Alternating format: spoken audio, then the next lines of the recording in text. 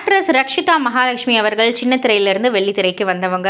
So இவங்க இப்போது சமீபத்தில் நிறைய இன்டர்வியூ கொடுத்துக்கிட்டு இருக்காங்க. அவங்களுடைய படம் 9966 படத்துக்காக ஒரு ப்ரமோஷன் மாதிரி. ஸோ ஒரு இன்டர்வியூவில் அவங்க கிட்ட கேட்கப்பட்ட கேள்வி, அவங்க இதுக்கு முன்னாடி நடித்த ஃபயர் திரைப்படம் வந்து ஒரு கான்ட்ரோவர்சியாக நிறைய விமர்சனங்களை வந்து உள்வாங்குச்சு. நிறைய நெகட்டிவ் விமர்சனங்கள் வந்துச்சு. ஸோ அதை ரெஃபரன்ஸாக வச்சு இந்த படத்துலேயும் வந்து நீங்கள் இந்த மாதிரி தான் நடிச்சிருப்பீங்கன்ற மாதிரிலாம் வந்து நிறைய கருத்துக்கள் வந்துக்கிட்டு இருக்கே. அதை பற்றி நீங்கள் என்ன நினைக்கிறீங்க, ஆடியன்ஸ்க்கு நீங்கள் என்ன சொல்ல வரீங்க அப்படின்ற மாதிரி வந்து கேட்டதற்கு ரக்ஷிதா வந்து ரொம்பவே சூப்பரான ஒரு பதில் சொல்லியிருந்தாங்க. அதாவது ஆக்டிங்காக பார்க்கணும்.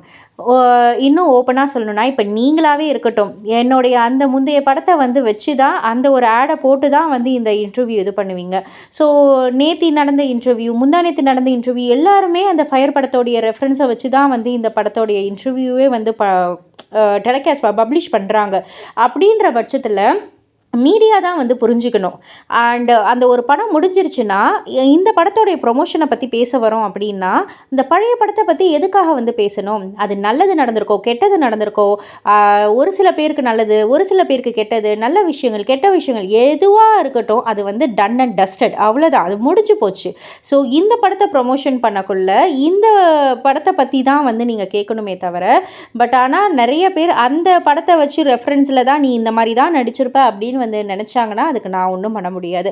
இப்போ நான் சாமி கதாபாத்திரம் பண்ணுறேன், சாமி ரோல் பண்ணுறேன் அப்படின்னா உடனே எனக்கு கோயில் கட்டிடுவீங்களா?